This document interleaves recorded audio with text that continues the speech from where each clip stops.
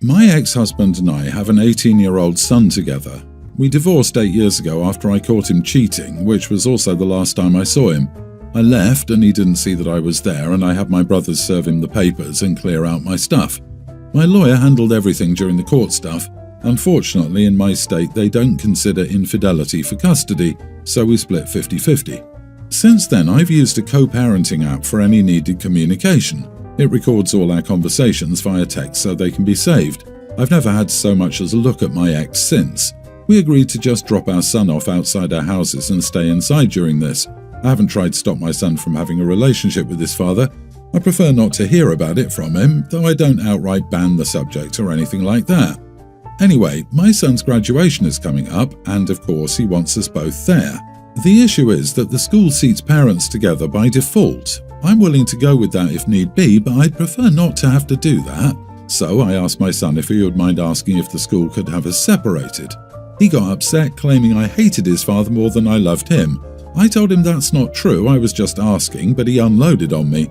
He said I've always made him feel like crap for not hating his dad, and he's sick of feeling guilty. He pointed out that one of his friends has divorced parents, and they get along great. Not the same situation. He ended up uninviting me and gave my spot to my mother instead.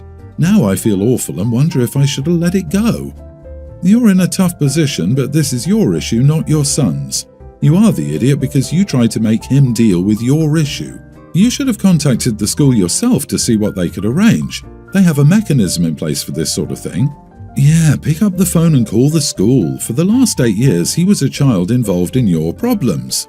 My husband's parents divorced when he was in his 20s. His father asked my husband for money, and it turns out it was for a divorce. So my husband is still upset that he unwittingly paid for his father to leave his mother. They still drag their kids through it, and I find it just as unacceptable. Not only because it still hurts their adult children, but now it's hurting their grandchildren. Absolutely unacceptable to involve children of any age in parental fights and divorce. You are the idiot for everything you and your husband have put your son through. I can only imagine how hurt he must have felt his whole life. You all think you did a great job, but you absolutely hate his father more than you love him if you need an app just to speak to him and can't even say hello. I agree that you shouldn't have cheated, but that doesn't give you a right to hold a grudge for 8 years. Did you refuse to go to ball games if the father was there? Did you ever have a birthday party together? This opens up so many holes, and I remember when my bio mom did that to my sister and she hated it. There's no reason why you all can't be cordial in person, and you're why you all are not. Not the idiot. You just asked him if he can ask. What? Since when is asking a question a big deal? OP, you should email the school yourself, but I guess your son will also not want you doing that. To everyone, if her ex was abusive, I'm sure these answers would be different. Her boundaries can be what they are without abuse. She has every right to be involved and present in her son's graduation and not be seated next to a cheater she hasn't seen in 8 years. OP did nothing wrong by asking her son to ask the school. Agree, he needs to understand it was dear father that messed up his life and not you. Ex broke his marriage vows to you, broke your trust, broke your heart, broke your family. That's some seriously high-level betrayal. Your son is an 18-year-old adult and an immature mini-idiot for expecting you to act like cheating wasn't a devastating betrayal. If it's more comfortable for him to pretend his dad didn't totally stab his mother in the back, that's fine. But for him to expect you to act like it didn't happen shows his lack of empathy. I, 24 male, have a sister, S, 28, who recently got married to a guy named Gary, 33. And Gary has a daughter, Diana, kindergartner, who our family treats like my sister's daughter. Some context. My sister always supported my coming out, and Gary is less supportive, I think. For example, my boyfriend wasn't invited to their wedding, and the excuse was that his mother is very religious. Before me, my sister and my boyfriend used to have dinner together. After the marriage, my sister never invited us together to her place. It's always in a restaurant, and Gary doesn't go. My sister asked me if I would take care of Diana this week so she and her husband Gary could take a weekend off to celebrate 3 years together. I changed some plans and told them that I would do it. Diana is a nice little girl, she's very talkative and she's really sensitive. On Saturday we went to the mall with my boyfriend. At the mall there was a workshop on arts and crafts at the playground, and I left Diana there for 2 hours so that I could have some time with my boyfriend. I asked my sister beforehand if that was okay, and she said that Diana loves the workshops. When saying goodbye, my boyfriend gave me a little goodbye kiss. Nothing much, just a little kiss. I wasn't even sure if Diana saw it. Sunday morning, I was watching TV with her, and she asked me if my boyfriend was my friend. I said yes, but she asked why he kissed me, and I had a little bit of gay panic. I carefully explained to her that he was the same as my sister was to her father. She told me, "But you're boys," and I said, "There are boys who like boys and there are girls who like girls, and that's okay." She didn't say anything after that.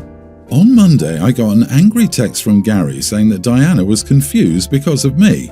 I called him and he was just shouting that I had no right to introduce my way of life to his daughter. I was shocked and I called my sister, who said that I shouldn't have told Diana what gay people are. Tuesday afternoon, I got an email from Gary saying that he was taking Diana to a psychologist to see what damage I caused to his daughter and that I was supposed to pay for the session. He was even talking about a lawsuit against me. I was very shocked and I called my dad, who's a lawyer, to ask him what I should do. My parents were very upset with the situation and they decided to come to our city. Me and my sister, live in the capital and my parents live in a small city 3 hours from here. The situation escalated a bit because Gary told my dad that he wouldn't make the same mistakes that he did with me, and my dad was furious about it. He said that Gary isn't welcome in our family anymore and he doesn't want to ever see him again. My sister, who I thought was at my side, just flipped at me saying that my mistake would destroy her marriage. My parents are on my side and my friends too, but my sister is very angry at me, and even her best friend texted me saying I was stupid and childish to bring my father to the matter. So, am I the idiot here? Not the idiot. I always question when people try to hide reality from their children. Gary is clearly phobic and is projecting that onto his family. Your sister, also the idiot, is sacrificing you to protect the stability of what she accepts as a solid relationship. Her friend can stay out of it. You've clearly identified that this is a family concern, so I don't blame you for bringing in your parents. However, understanding your sister's mindset is critical in ensuring that this does not escalate further. What irritates me most is that Gary's relationship with your sister is accepted and fine, but yours is confusing and cause for psychological visits. He'll probably pick one up supporting his point of view, which will make matters worse. I worry that if Gary doesn't accept the reality that gays exist, you will lose your relationship with your sister. That she accepted this and married him is appalling. I'm sure there were more than enough warning signs. Your sister's husband is an idiot. Your sister knows it and will happily use you as a babysitter, but not stand up for you. The delusion and arrogance are astounding. Your sister made an unfortunate choice and only she can fix this. It's not you, it's her. I, 39 male, am a widower and single dad to 2 kids, tween and pre-tween. My wife passed away almost 3 years ago. After she passed, her parents moved to our city to help with whatever they could. At first, the help was greatly appreciated, but over time it started to become too much. Mother-in-law especially has been overbearing in my opinion. My in-laws live about a 5-minute drive away, so they're at our house nearly daily. After multiple conversations, I finally got them to stop just showing up and to at least call or text first. But every day they have something they want to bring over or something they want to do with the kids. Don't get me wrong, I appreciate the help, but at some point I need some space too. I told them this and they're starting to respect my boundaries, but it's been a slow and agonizing process. Around the holidays this past year, I was talking with some friends about how lonely I've been. They encouraged me to start dating again if I'm comfortable with that. I figured it wouldn't hurt to test the waters, so I created a couple of dating profiles shortly after the new year. It was weird at first because online dating is something I'd never done before, and it definitely has a learning curve, especially for middle-aged tech doofuses like me. I've chatted with a few women but only gone on dates with 2 of them. The first was only a date and I knew they weren't for me. The second went much better and we went on our 3rd date this past weekend. I didn't tell my in-laws about this to avoid awkwardness because I wanted to see how I felt about the whole thing before bringing them into it. I've used a friend's teenage daughter as a sitter when I go on dates, but this past Sunday my in-laws came over to see the kids and my youngest let it slip that they had a sitter the other night. Of course, that led to a conversation with the in-laws about my dating, which didn't go well. Mother-in-law got very upset and told me that I should have asked for their permission before I started dating again. That made me angry, and I told her that I didn't have to ask their permission for anything, and that her reaction was exactly why I hadn't talked to them about this yet. Father-in-law tried to calm mother-in-law down, but he still pretty much took her side by telling me that I should have at least had a conversation with them about this first. Both my mother-in-law and father-in-law told me that this was too soon and would be hard on the kids. I told them that I haven't introduced any of my dates to the kids yet, and I don't plan to until I feel it's the right time. I told them they're projecting their own feelings onto the kids, and that just because they don't think it's the right time doesn't mean that their feelings get to dictate my life. I understand they're hurt and still grieving. We all are. But the way they acted is exactly why I didn't tell them in the first place. Not the idiot. Their grief is immense, and I think they were kind of using the kids as a shield to not feel it completely. Your dating is just another reminder that she's gone and life is still moving forward. They're probably concerned about how they'll fit into your life should you remarry in the near future. It's an adjustment for all of you, but you don't need permission to move on with your life, and you deserve to be able to take things at your own pace and divulge the information when you are ready. Maybe a discussion about boundaries and reassurance that they will fit into your life moving forward is necessary. You do not need anyone's permission to date again since you're almost 40. Your in-laws don't own you. Many people say this when it comes to widows. Would you really think your spouse would want you to live this way? It's not like you're forgetting her, it's just that you're moving on with your life and you want to love again. You shouldn't have to continue to be alone. If you feel like it's time to date again, then go for it. Good luck out there. I, 21 male, have a sister, nearly adult, who usually gets a ride home from school. One of my parents gives this ride home from school about 99% of the time. They're both older and pretty much retired, so they have free time. I'm in university currently doing my last year of a pretty heavy science degree. I live at home because my uni is fairly close. My sister thinks that I have no responsibilities and infinite free time because I live at home and don't have a job. This isn't the case, but I never saw a point in arguing it, so I didn't contest it when she made her little comments at me, "You're lazy," etc. Last week, she wanted a ride home from school from me. At first, she texted me, "Hey, OP, can I please get a ride home from school?" She texted this around 2 hours before school would be let out, so I told her that I wasn't sure because I was at the library, but that I would think about it. Around an hour later, she texted me again. "I really don't see why you can't give me a ride. It's not like you have any real obligations." I responded with basically the same thing, saying, "I'm not sure if I can." Finally, about half an hour before school let out, she said, "OP, it's literally freezing out. Don't be an idiot and drive me home." I caved and left the library to drive her home. On the ride home, I commented that the weather was nice, about 10 degrees Celsius with a bit of drizzle.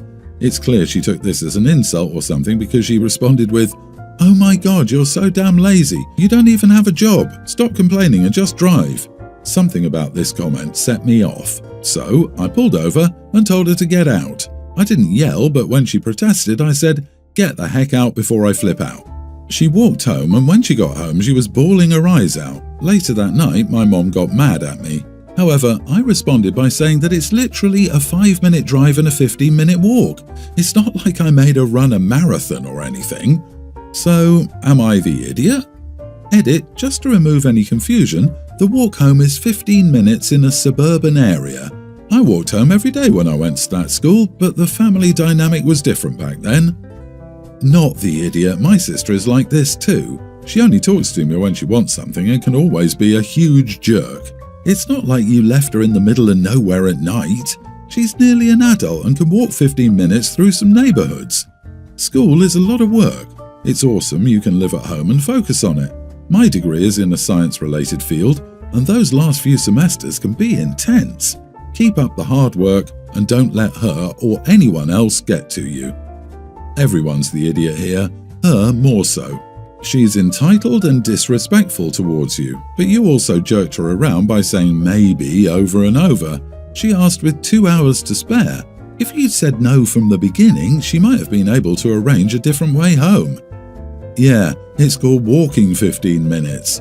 OP, remind your mother that your sister badgered you to pick her up from school, interrupting your education. Not only that, but she was neglecting her own too since she spent so much time at school on her phone. She's wasting both of your educations and being rude about it. The entitlement is strong with this one. Of course, 10 degrees C is chilly, but it's nothing that a jacket or good hoodie can't handle. My ex-girlfriend and I have a young teen daughter together. We broke up a while ago. We were trying to decide the custody arrangement for our daughter. I suggested our daughter should live with me and my ex could have her 2 weekends a month. I believe this is best for everyone. I get to have my daughter who is very close to me and prefers staying with me will be happier, and my ex gets to be the fun parent. My ex says she wants more custody and refuses to agree with this. I believe she's only trying to avoid paying child support. We can't agree on anything, so I told her if she refuses to do so, I'll take her to court. She doesn't want to go to court because she can't afford it and thinks I'm an idiot for doing this to her.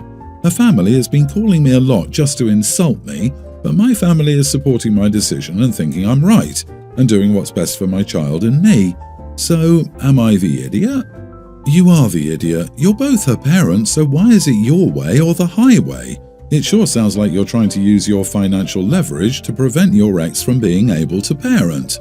Every other weekend is so infrequent, and you haven't mentioned any parenting issues, so I'm not seeing why 50-50 week on week off isn't an option, other than you selfishly wanting your daughter more and knowing you can use financial means to strong-arm your ex.